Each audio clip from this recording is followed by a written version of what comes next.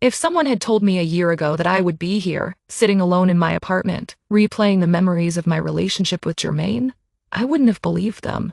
I thought we had it all. Love, trust, a future.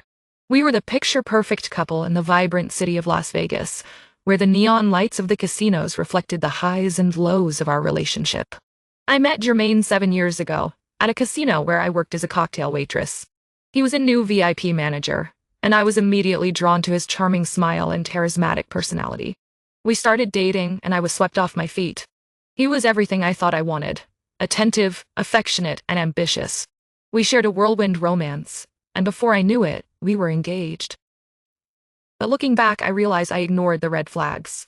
Always extremely protective of his phone, would quickly change the subject whenever I asked about his work, and never wanted me to meet his coworkers. At the time, I brushed it off as him being private or having a complicated job. But deep down, I knew something was not right. As our relationship progressed, he constantly compared me to other women, making me feel like I was not good enough. I would try to brush it off, telling myself he was just joking, but the comments lingered in my mind, chipping away at my self-esteem. I would find myself wondering if I was truly worthy of his love. The final blow came when I inherited a substantial amount of money from my grandmother's estate. I was devastated by her loss, but the inheritance was a lifeline, a chance to start fresh. I shared the news with Jermaine, expecting him to be supportive, but instead, he seemed distant. It was as if he was calculating something, his eyes gleaming with an intensity that made me uneasy. That's when I noticed he started working out and losing weight. At first, I thought it was great that he was taking care of himself, but as the weeks went by, I realized he was doing it for someone else. The way he'd glance at his phone, the way he'd quickly look away when I walked into the room. It all seemed so suspicious. One night, I confronted him about it, but he just laughed it off, telling me I was being paranoid. That's when I felt a knot in my stomach, a sense of unease that I could not shake. I tried to push the thoughts away, telling myself I was being irrational, but the seed of doubt had been planted. It was not until a party at one of his friends' houses that the truth started to unravel. His friend, Alex, was chatting with me, and I made a comment about Jermaine's new physique. Alex looked at me with a mixture of guilt and pity, and I knew something was wrong. "Hey, can I talk to you for a minute?" Alex asked, pulling me aside. I nodded, my heart racing. "Jermaine's been living a double life," Alex said, his voice barely above a whisper. My world came crashing down. I felt like I had been punched in the gut, my breath knocked out of me. "What do you mean?"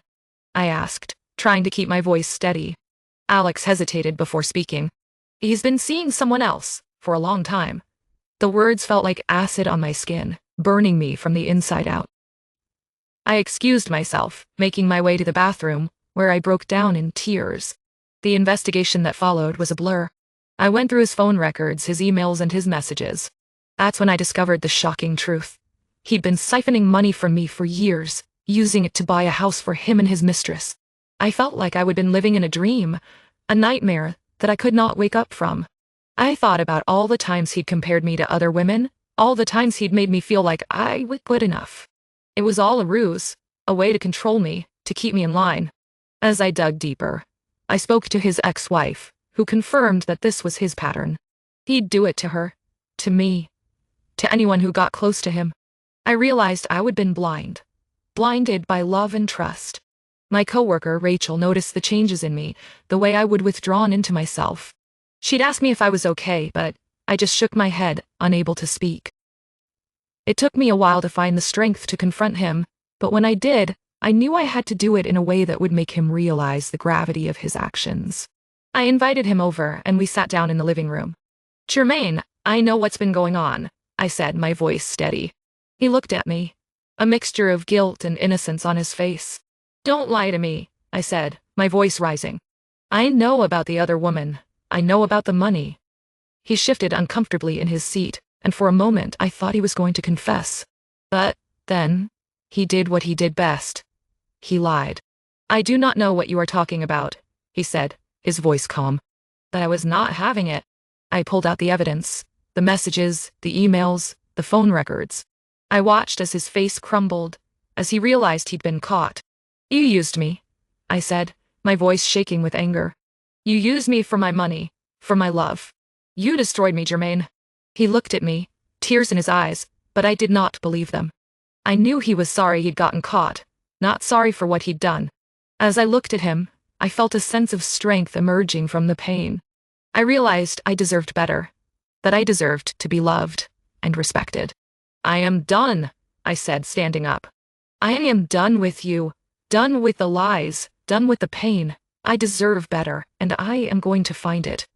As I walked out of the apartment, I knew I had a long road ahead of me, but I was ready. I was ready to heal, to find myself, and to learn to love again. But this time, it would be on my terms, not on someone else's.